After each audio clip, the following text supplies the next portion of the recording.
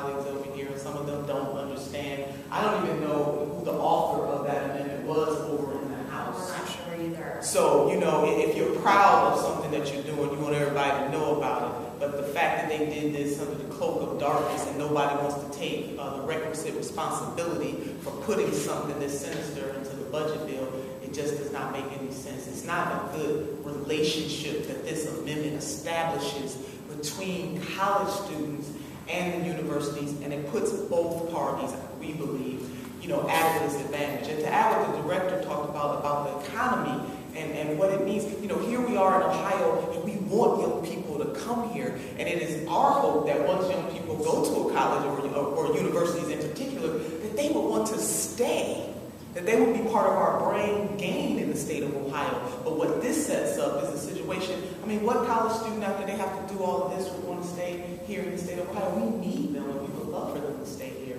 So they're a vital part of our economy, they're a vital part of our brain trust, and my goodness, it would be really nice if they decided after their college career here that they wanted to stay in the great state of Ohio. Do universities currently have discretion whether to issue these utility letters? Yes. So they can issue them or they could decide not to. Is that correct? That is correct. Do you have a problem with that?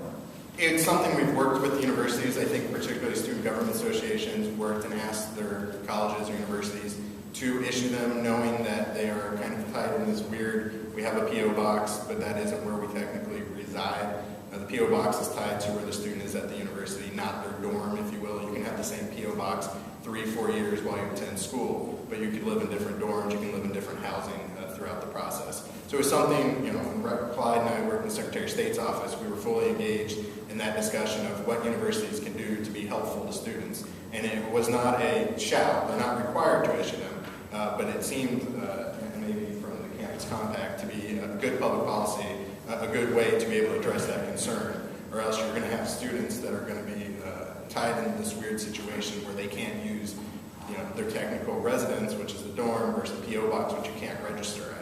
And in terms of the previous question, the colleges and universities I've talked to, they don't know what they're going to do. They feel that they're obligated under federal law to issue some form of documentation when a student requests it. I think when students were requesting, those universities had to produce something. They serve as their landlords. Those schools know they're sacrificing hundreds of millions of dollars collectively, and that's their concern. But they also don't want to be violating their students' rights. And Ohio, the law has been clear that a utility bill is a form that it needs to be produced, and to have that numbing effect is the big concern. You've lost me.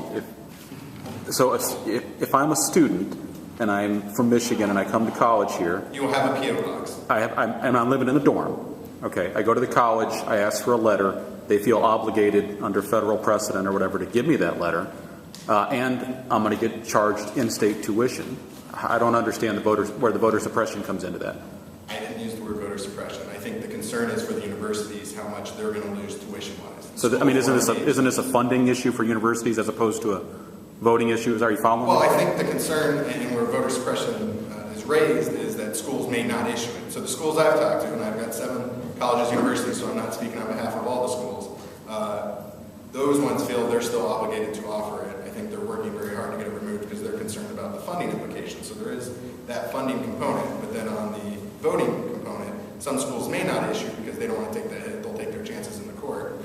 And those students are now going to have to find another form of identification or show up and vote a provisional ballot. And we know Ohio's track record with provisional ballots isn't as well as it should be in terms of the amount that aren't counted for small technical mistakes.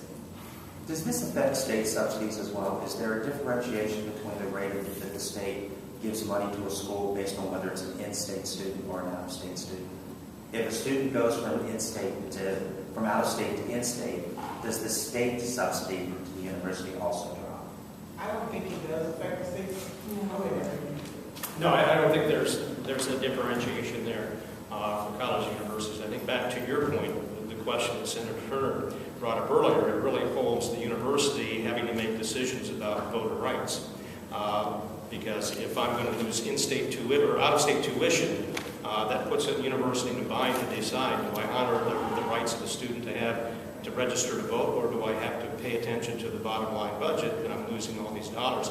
If I lose all those dollars, then tuition goes up for everyone. It costs Ohio taxpayers more money to fund our public institutions if we're not making up those funds someplace else. So I think it's a loss again for both the college universities, but also for the students and the opportunity for them to vote. We need students to be more engaged in the voting process. We need more students involved in civic life.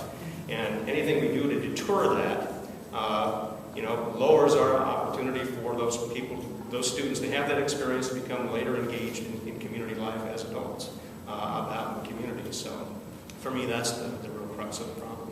And so do you know how many universities currently offer these type of residency letters versus those that do not? The majority of Ohio do. Partly because, again, when students ask, and that's part of the law, they've been able to do that. We've had issues in the past. This has been an ongoing kind of issue for students to get registered in Ohio. In the past, it was a dorm residency, and that was called into question. So it had become utility bills. It's been very difficult for colleges and universities to know what appropriate information to give to students to allow students to register to vote. And that's been a continued battle. That changes all the time. What about the off-campus student? He's the exact equivalent person, but he's living in off-campus housing, has his own utility bill. Does that person, does he have an argument that he deserves in-state tuition, even if he's not getting the letter? That's why this proposal is so bad, and that's why it's misguided. They can make that argument. I mean, it has a numbing effect for universities for other situations. You could have 2 freshmen coming down from Michigan. Maybe they have special circumstance, so they have to live off campus. They're going to be able to have a utility bill, and now you're absolutely correct that they're going to be able to make that argument. And this is why this proposal is just so woefully misguided and short-sighted. It's just truly not good public policy for whatever intended consequences are trying to be pursued. And he'd be able to make that argument after 30 days as opposed to being in the state for a year. Correct. They're changing the residency requirements for universities. And again, the public universities and the colleges I've talked to, none of them were engaged in what their residency requirements are and how this would play into that. But as the language of the bill plainly says, they would be able to make that argument.